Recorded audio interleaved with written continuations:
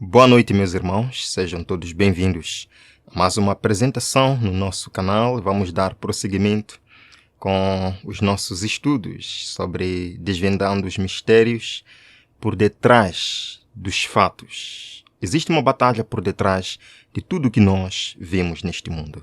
Vamos começar com uma oração.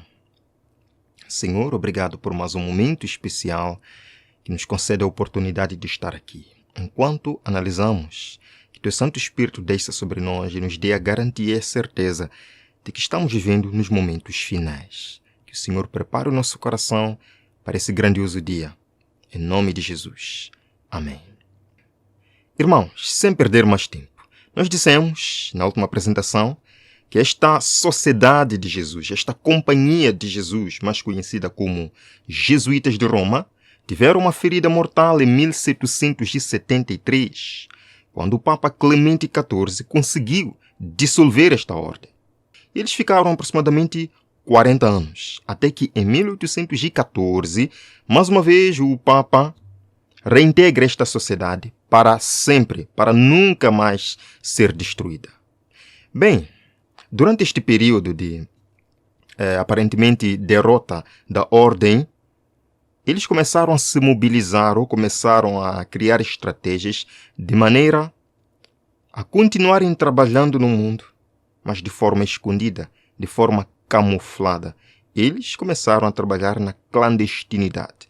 Ora, voltamos a ler a passagem do 14º General Superior da Ordem Jesuíta, Michelangelo Tamburini. Ele falou: "Veja, Senhor, desta Câmara eu governo, não apenas para Paris, mas para a China. Não apenas para a China, mas para todo o mundo, sem que ninguém saiba como eu faço.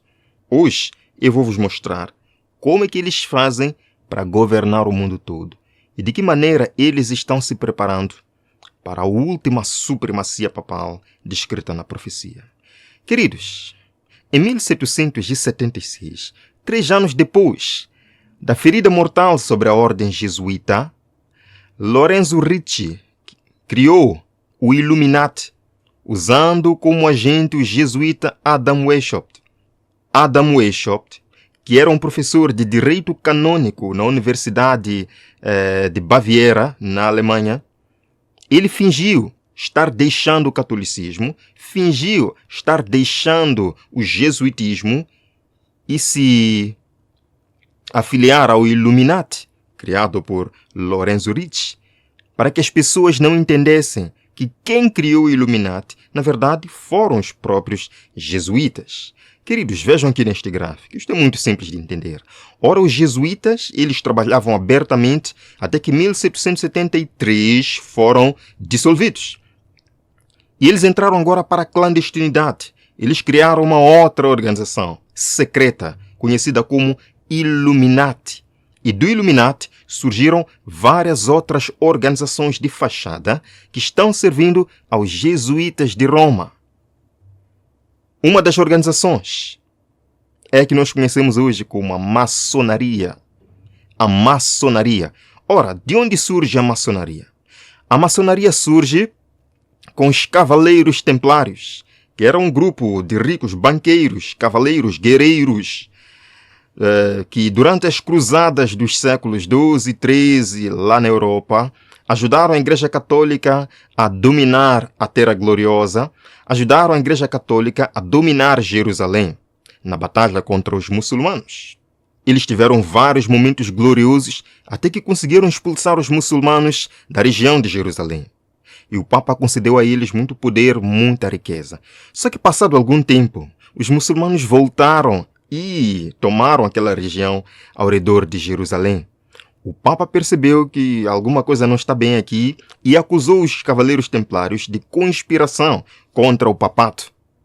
O Papa acabou destruindo vários cavaleiros templários, muitos deles foram queimados. Por exemplo, o chefe dos cavaleiros templários foi queimado publicamente, Jacques de Molay.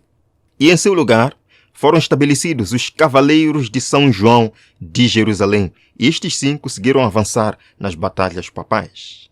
Agora, os Cavaleiros Templários, dos que escaparam, conseguiram fugir para a Escócia, sob a proteção do imperador ou do rei Eduardo II.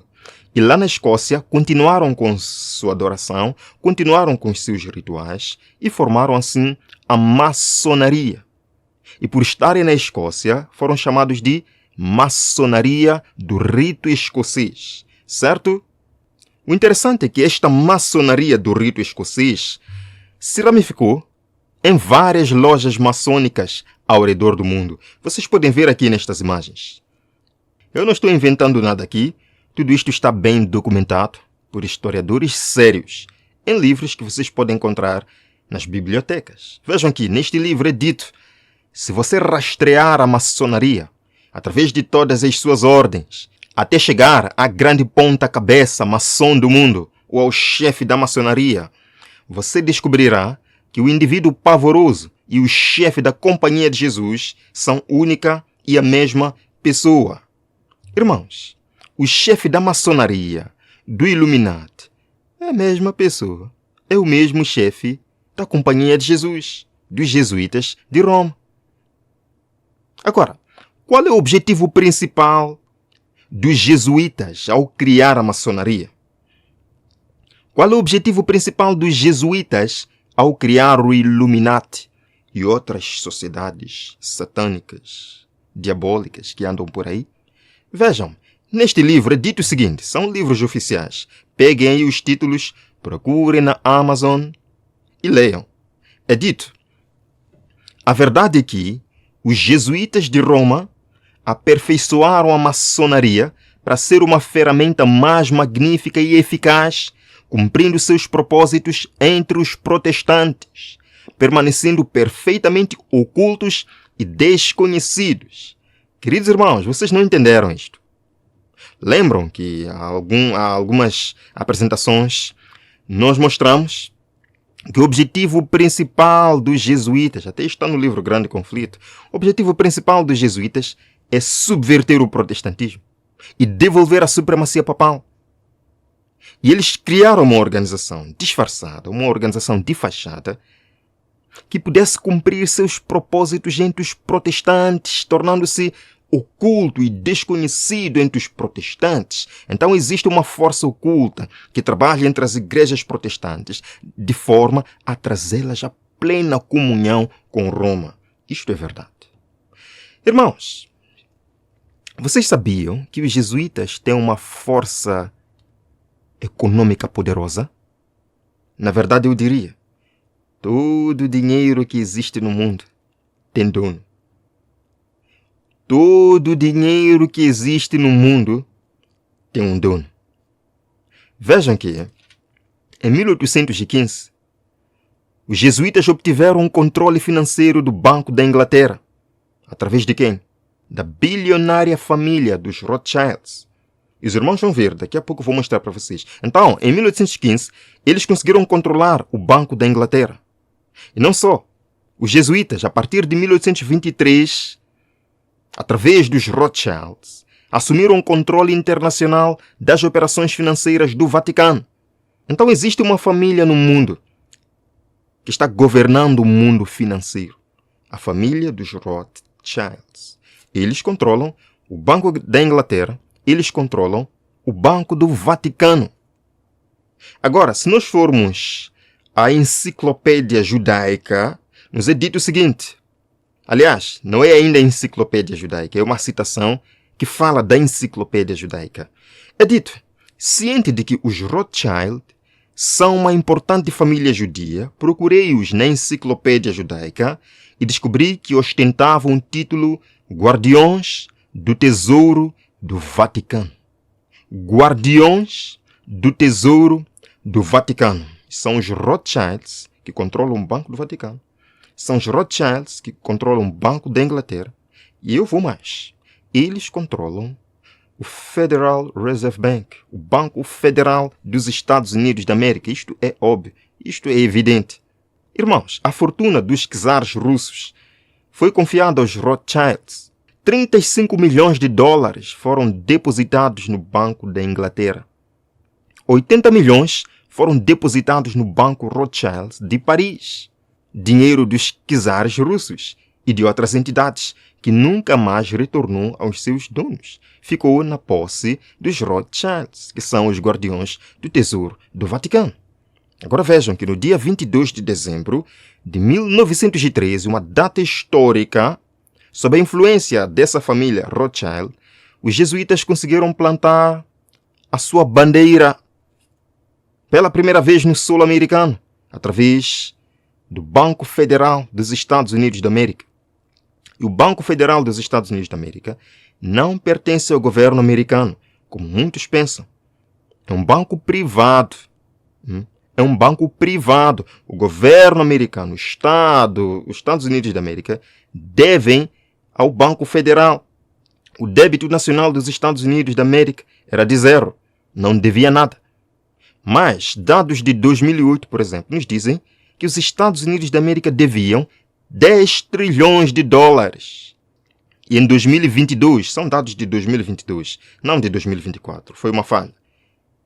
30 trilhões de dólares em débito nacional americano. Isto não é brincadeira, irmãos. E quem que controla a Reserva Federal Americana? A família dos Rothschild, que são os guardiões do tesouro do Vaticano.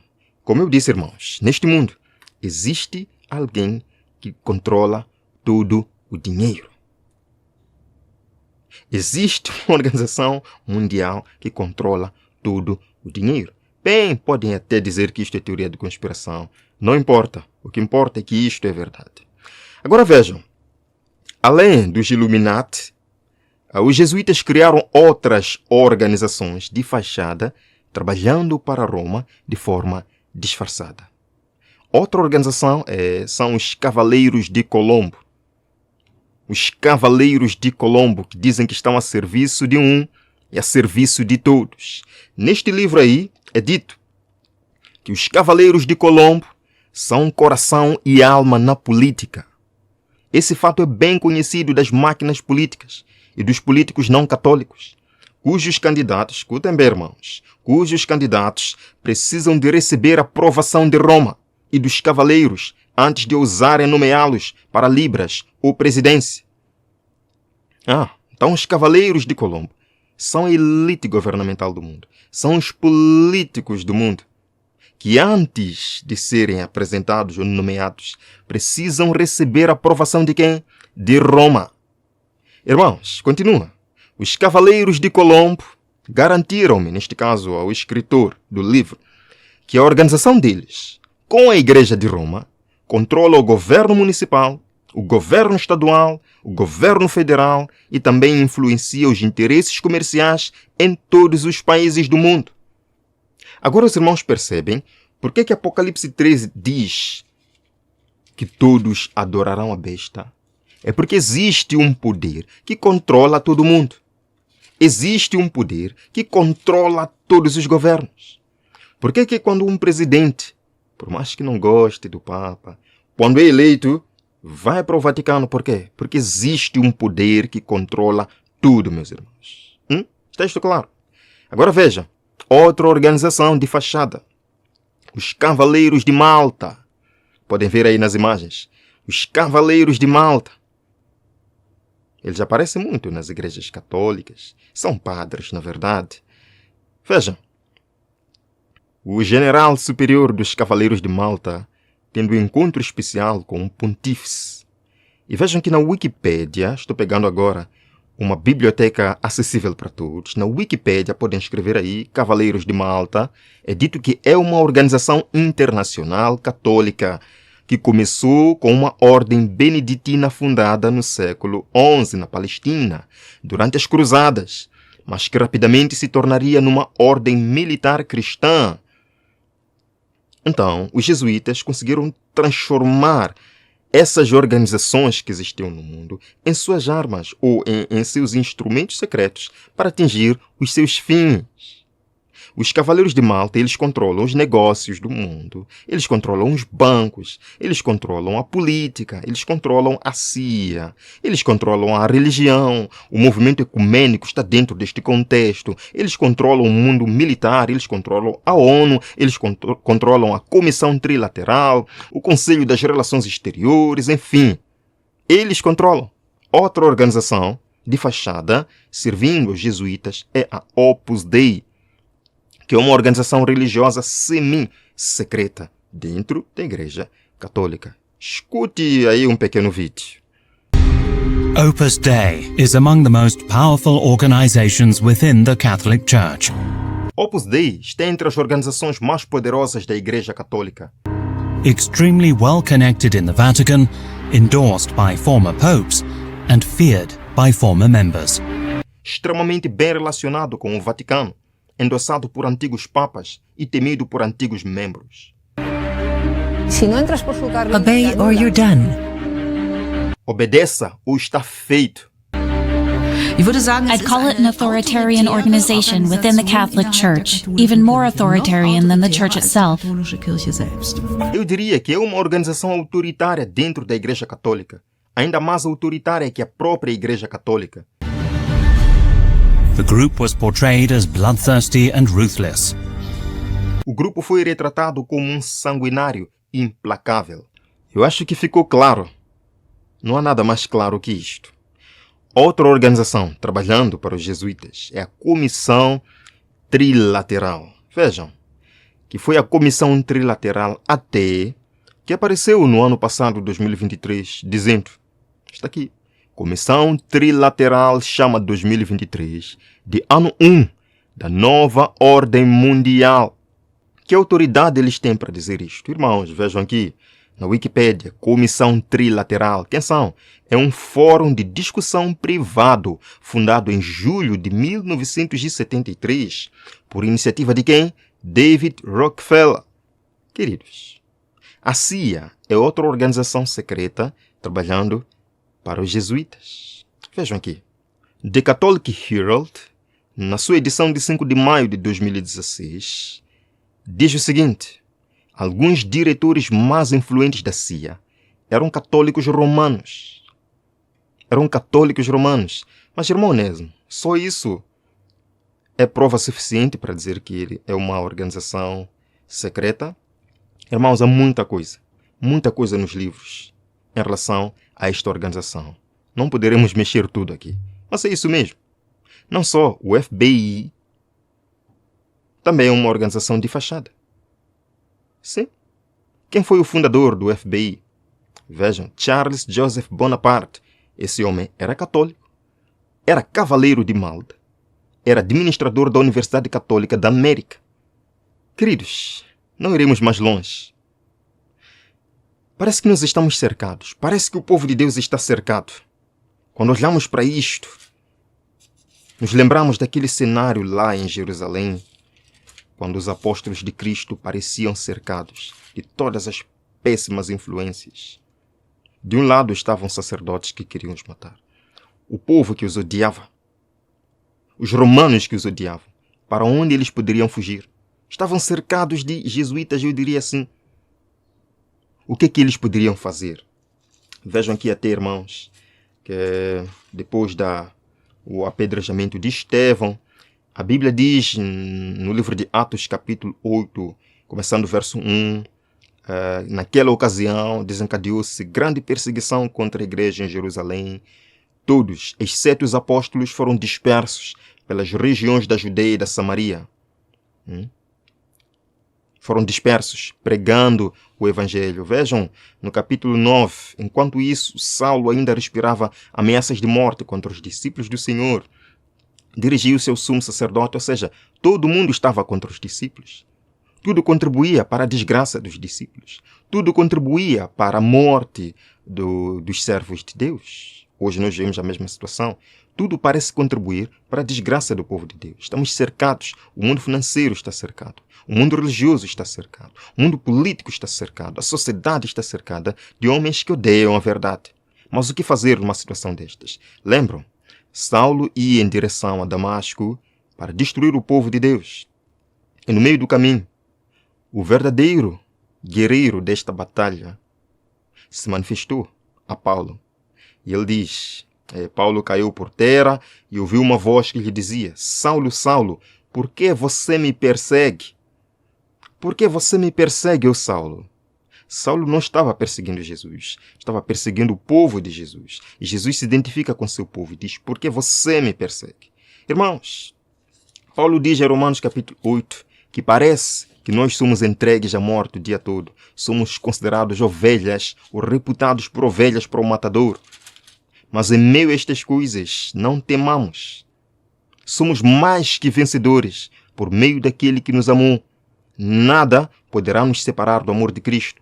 Em Apocalipse 7, falando sobre a perseguição final, sobre a união do mundo em adoração à besta, aqui nos é dito que eles pelejarão contra o Cordeiro, mas o Cordeiro os vencerá, pois é o Rei dos Reis e Senhor dos Senhores. Vencerão também os que estão com ele, os chamados, eleitos e fiéis. Queridos, o mundo está preparado para o cumprimento das profecias.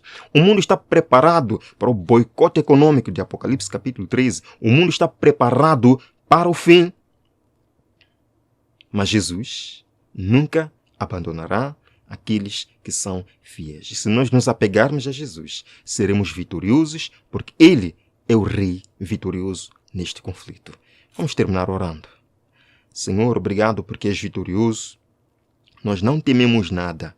Nós sabemos que o inimigo está tramando de todas as suas maneiras para desfavorecer o seu povo, mas nós iremos vencer com Jesus. Pai de amor, continue colocando na nossa mente e no coração esta bendita esperança e nos prepare para o seu encontro. Em nome de Jesus. Amém. Amém. Bem, irmãos, nos veremos na próxima apresentação. Não percam. Até lá.